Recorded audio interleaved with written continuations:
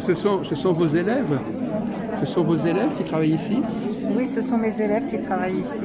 C'est la première fois que vous les avez amenés comme ça en nombre? Oui, cette année, il y en a beaucoup qui ont répondu que ça leur plaisait de faire cette expérience en direct avec les gens. Oui, et c'est donc, une bonne idée, ça. c'est très, très plaisant, vivant. quoi. Et ça leur plaît autant que, voilà, autant que ça. Et donc, vous avez mis au point une petite méthode pour le salon? Oui, alors après, il y a différents types de tirages simples pour le salon, Oui, voilà. comme le test de personnalité sur 3 cartes, où on va définir le plus de la personnalité, le point fragile et un conseil, ou bien simplement une question rapide, on répond à une question. Donc ça permet des tirages courts, mais en même temps qui sont assez parlants pour se guider avec le tarot. Vos élèves, pour poursuivre votre cours, il faut avoir des dons particuliers? Non, Vous les choisissez comment? j'ai un cours débutant, donc Oui. mon cycle 1, il n'y a rien besoin de savoir. Il suffit d'être partant pour s'inscrire à ce cycle. Ça dure un samedi par mois sur 10 mois, donc il y a quand même, c'est assez conséquent. Il y a 10 cours d'une journée. Alors, il y en a qu'on s'aperçoit que certaines personnes sont plus douées que d'autres, je suppose. Alors après, il y a un apprentissage, donc il y a un apprentissage qui est logique, donc ça c'est accessible à tout le monde d'apprendre.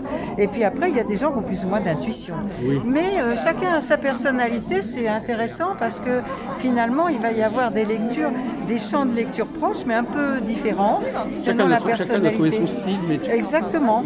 Et c'est ouvert. Hein. Ouais. Donc cette diversité, je dirais que c'est aussi le tarot qui permet cette approche diverse en fonction de la personnalité de la personne qui va lire, quoi.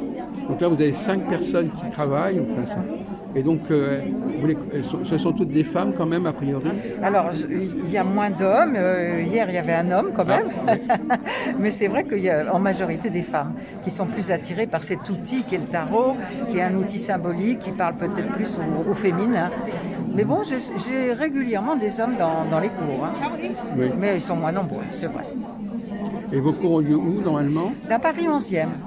D'accord. Donc voilà, j'ai un espace où je peux accueillir.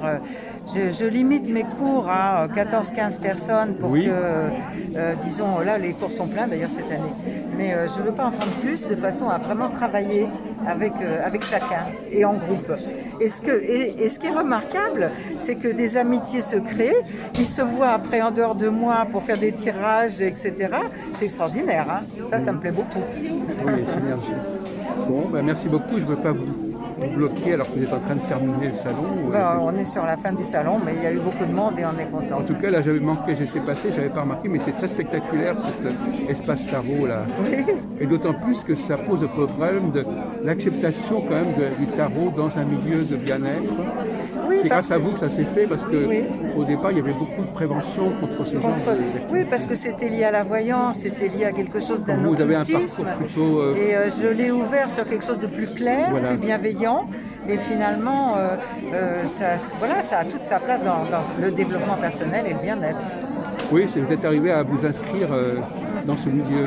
Oui, tout à fait. Et il y en a d'autres qui ont suivi. Oui, et maintenant il y en a d'autres, c'est très bien. Voilà, c'est très bien. Très bien, Simone, merci. Merci à vous. Et puis, Raksamia.